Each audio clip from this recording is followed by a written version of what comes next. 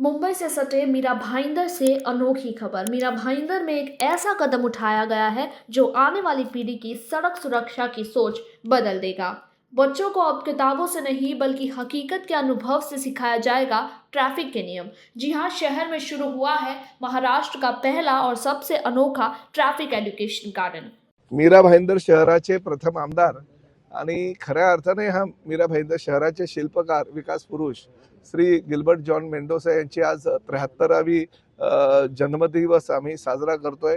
मीरा भाईंदर शहरातील अनेक जाती धर्माच्या लोकांना एकत्र घेऊन पुढे नेण्याचं काम गिल्बर्ट शेट यांनी केलेलं माझे ते मित्र होते आणि त्याचबरोबर मीरा भाईंदर शहरामध्ये ज्या काही समस्या यायच्या त्या हक्कानं ह्या शहराचा आमदार म्हणून माझ्याकडे सांगायचे। मला आठवतंय 2009ला गिल्बर्ट शेट 145 मधून आमदार होते, 146 मधून मी आमदार होतो।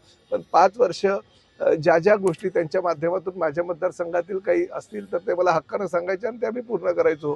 मी काही आमच्या शिवसैनिकांच्या समस्या असेल ते त्यांच्याकडे सांगायचो, तेही ते पूर्ण करायचं। म्हणजे राजकारण ह्या शहरामध्ये 2000 ते 2014च्या दरम्यान कधी झालंच नाही। आम्ही एक दुसऱ्याला साथ करून भले वेगवेगळ्या पक्षाचे होते, ते त्यावेळेस राष्ट्रवादी काँग्रेसचे होते, मी शिवसेनेचा होतो, परंतु आम्ही पक्षीय राजकारण विकास कामांच्या बाबतीत कधीच केलं नव्हतं। त्यामुळे तो एक सुवर्ण काळ आमच्यासाठी 2009 ते 2014चा होता। आणि आज नगराध्यक्ष म्हणून काम करत असताना, सरपंच म्हणून काम करत असताना अतिशय चांगलं काम त्यांनी ह्या शहरासाठी केलेलं। त्यांची लाडकी मुलगी कॅटलीन परेरा ही सुद्धा ह्या शहराची महापौर होती आणि महापौर पदाच्या कार्यकाळामध्ये तिने सुद्धा खूप चांगलं काम केलंय।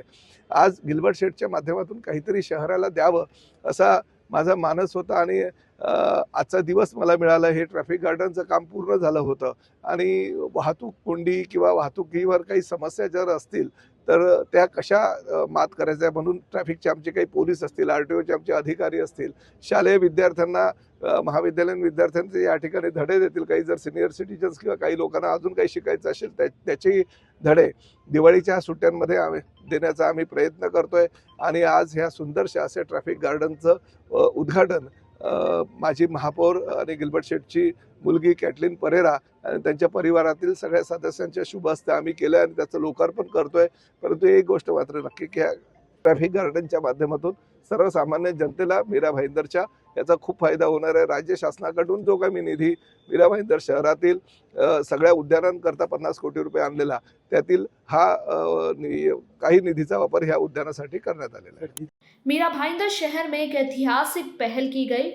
परिवहन मंत्री प्रताप सरनाइक के विधानसभा क्षेत्र में ट्रैफिक एजुकेशन गार्डन का शुभारंभ किया गया है। इस गार्डन का नाम स्वर्गीय नेता गिल्बर्ट मेंडोसा के नाम पर किया गया है। इस खास गार्डन की सबसे बड़ी विशेषता ये है कि यहाँ बच्चों से लेकर बड़ों तक सभी को ट्रैफिक के नियमों की जानकारी खेल खेल में दी जाएगी। यहाँ बनाया गया है mini road network, signal system, speed breaker और सड़क सुरक्षा से जुड़ी हर संकेतक का मतलब, उसको उपयोग और सड़क पर उसकी अहमियत, हर चीज़ों को समझाने का यह अनोखा अवसर मिलेगा। इसके अलावा यहाँ बनाया गया है एक विशेष ट्रैफिक एजुकेशन रूम, जहाँ आरटीओ अधिकारी खुद बच्चों, बड़े और छात्राओं को ट्रैफिक नियमों की जानकारी देंगे। इतना ही नहीं तो महाराष्ट्र में हर साल लगभग 15,360 लोगों की जान सड़क हादसों में जाती है, जबकि देश भर में यह आंकड़ा 1 लाख के पार पहुंच चुका है। इस हादसों की सबसे बड़ी वजह है ट्रैफिक नियमों की अनदेखी और जागरूकता की कमी। ऐसी हर लेटेस्ट और बड़ी खबर के लिए सब्सक्राइब करना ना भूलिए हमारे YouTube चैनल दी जर्नलिस्ट.in को।